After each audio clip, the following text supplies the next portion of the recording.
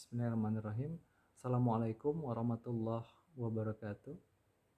Baiklah, pada kesempatan yang berbahagia ini, izinkan saya untuk memaparkan rancangan aktualisasi dengan judul Penyelesaian Kurikulum Berbasis Outcome Based Education atau OBE di Program Studi Fisika FMIPA Universitas Andalas. Saya Dedi Mardiansyah.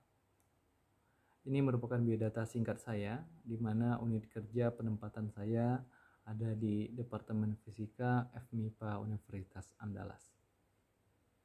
Departemen Fisika Universitas Andalas merupakan salah satu departemen atau salah satu jurusan yang ada di FMIPA Universitas Andalas dengan visi yakni menjadi program studi fisika yang bereputasi di kawasan ASEAN untuk kejayaan bangsa pada tahun 2028 dengan ada 4 misinya. Kemudian saya ditugaskan sebagai dosen, jadi sesuai dengan Undang-Undang Nomor 14 Tahun 2005 tentang guru dan dosen, maka tugas dan fungsi dosen itu ada 4. Yang pertama adalah melaksanakan pendidikan, kemudian melaksanakan penelitian, yang ketiga melaksanakan pengabdian kepada masyarakat, dan yang keempat adalah tugas tambahan atau penunjang. Deskripsi isu atau outline yang akan saya jabarkan dalam proposal ini atau dalam slide ini, yakni yang pertama akan menampilkan isu-isu yang akan diusulkan. Kemudian dengan beberapa metode akan dibuat untuk mencari isu yang akan dipecahkan dan mencari solusinya. Pertama menggunakan metode analisis APKL, kemudian analisis USG, dan analisis diagram fishbone. Kemudian identifikasi isu. Jadi identifikasi isu ada beberapa isu yang diangkat yang ada di Departemen Fisika. Yang pertama adalah belum maksimalnya kenaikan jabatan fungsional. Ini bagi beberapa dosen di Departemen Fisika, memang bukan semuanya, tetapi ada beberapa dosen yang kenaikan jabatan fungsionalnya belum dimaksimalkan. Kemudian yang kedua adalah belum maksimalnya persiapan akreditasi ASIIN. Ini merupakan salah satu akreditasi internasional terhadap bidang matematika dan sains. Kemudian isu yang ketiga adalah kurangnya jumlah publikasi di jurnal internasional bereputasi. Kemudian isu yang keempat adalah penyelesaian kurikulum berbasis OBE di program studi S1 Fisika Universitas Andalas. Dan yang kelima adalah kurangnya pemanfaatan akses jurnal yang sudah dibayar oleh UNAN. Dari beberapa isu ini, 4 diantaranya merupakan manajemen ASN dan 1 diantaranya smart ASN. Metode pertama dalam pemecahan masalah ini saya menggunakan metode APKL. Dengan metode APKL ini dan berdiskusi dengan ketua departemen, maka didapatlah satu isu yang tidak dilanjutkan lagi karena isu ini tidak berdampak, tidak menimbulkan masalah yang besar, sehingga isu ini tidak bisa dilanjutkan. Kemudian saya membuat penetapan isu dengan menggunakan metode USG, di mana dapatlah hasil, yakni pembuatan kurikulum OBE menjadi ranking pertama setelah berdiskusi juga dengan ketua departemen dan beberapa dosen-dosen yang ada di Departemen Fisika. Kemudian analisis penyebabnya. Jadi ada beberapa sebab primer yang ada mengapa belum selesainya pembuatan kurikulum prodi S1 Fisika berbasis OBE ini. Yang pertama adalah bahan, kemudian manusia, lingkungan, metode, dan sarana. Ini merupakan daftar-daftar kegiatan yang akan saya laksanakan.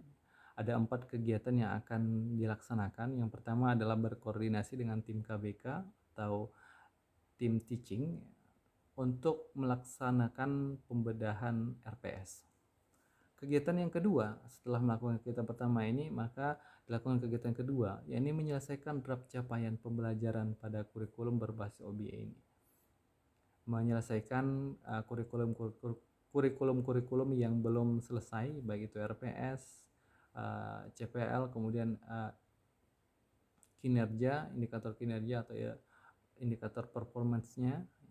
Yang ketiga adalah menerapkan kurikulum berbasis OBA bersama tim KBK. Dan yang keempat adalah mengukur capaian pembelajaran setelah penerapan kurikulum berbasis OBA ini. Saya akan menjelaskan satu persatu dari kegiatan ini. Yang kegiatan pertama adalah berkoordinasi dengan tim, di mana ada tahapan kegiatan saya bagi menjadi 3 tahapan ya, di mana persiapan, penerapan, dan evaluasi. Pertama adalah melakukan konsultasi dengan ketua departemen dan ketua KBK. Untuk konsultasi awal sudah dilaksanakan, kemudian melakukan diskusi terkait RPS bersama tim KBK, kemudian melaksanakan telaah terhadap RPS bersama tim KBK. Dari kegiatan ini diharapkan atau ditargetkan output adalah draft RPS dengan nilai-nilai berakhlak. Pada semua nilai berakhlak sudah ditampilkan dalam slide ini. Untuk kegiatan kedua, dalam penyelesaian draft capaian pembelajaran berbasis OBA ini, adapun tahapannya, yang pertama adalah mengumpulkan informasi dari berbagai pihak, kemudian berdiskusi, dan selanjutnya adalah melakukan evaluasi. Output yang diharapkan atau yang ditargetkan adalah draft kurikulum OBA dengan nilai berakhlak seperti yang ada di slide. Kemudian kegiatan yang ketiga, yakni menerapkan kurikulum. Tahapannya adalah melakukan pengesahan, kemudian menerapkan kurikulum berbasis OBA ini, dan melakukan evaluasi kembali. Target yang ingin didapatkan dalam kegiatan 3 ini adalah menerapkan penerapan kurikulum OBA. Dan berikut nilai-nilai dasar berakhlaknya.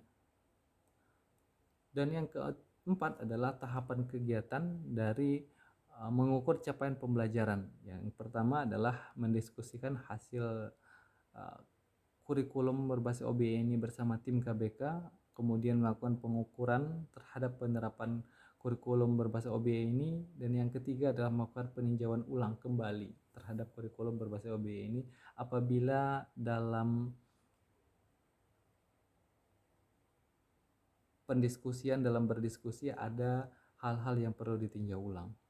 Output ditargetkan adalah hasil capaian pembelajaran maksimal dengan nilai dasar seperti berikut.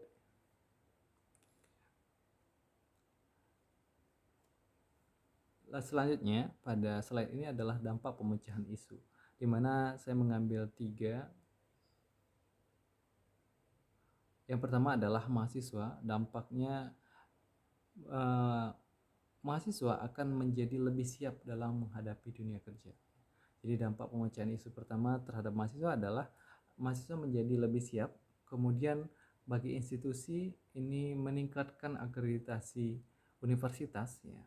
Kemudian juga bisa karena semakin berkualitasnya kurikulum, maka berimplikasi positif terhadap peningkatan akreditasi universitas.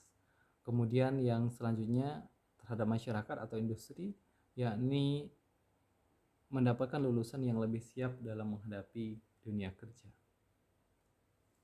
Jadwal rancangan aktualisasi yang akan dilaksanakan, di mana pada jadwal ini saya membagi dari bulan September dan awal Oktober, di mana kegiatan 1 akan dilaksanakan di minggu pertama, dan kegiatan 2 akan dilaksanakan pada minggu kedua September sampai ke pertengahan minggu ketiga September. Kegiatan ketiga akan dilaksanakan dari pertengahan minggu ketiga September sampai akhir minggu keempat September. Dan kegiatan keempat akan dilaksanakan dari minggu keempat September sampai awal Oktober. Jadi diharapkan pada tanggal 4-5 Oktober semua rancangan aktualisasi semua aktualisasi ini akan selesai.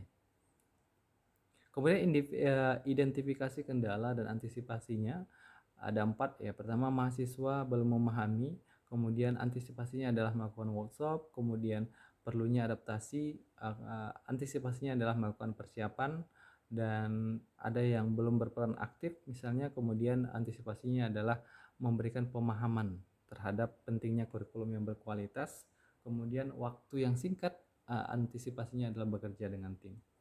Kemudian penutup, diharapkan dengan kurikulum ini bisa memberikan kontribusi positif terhadap peningkatan akreditasi Departemen Fisika baik secara nasional maupun internasional. Kemudian juga bagi mahasiswa diharapkan bisa memberikan kesiapan kepada lulusan dalam menghadapi dunia kerja daftar pustaka. Mungkin itu saja yang dapat saya sampaikan. Terima kasih. Mohon maaf apabila ada kesalahan. Assalamualaikum warahmatullahi wabarakatuh.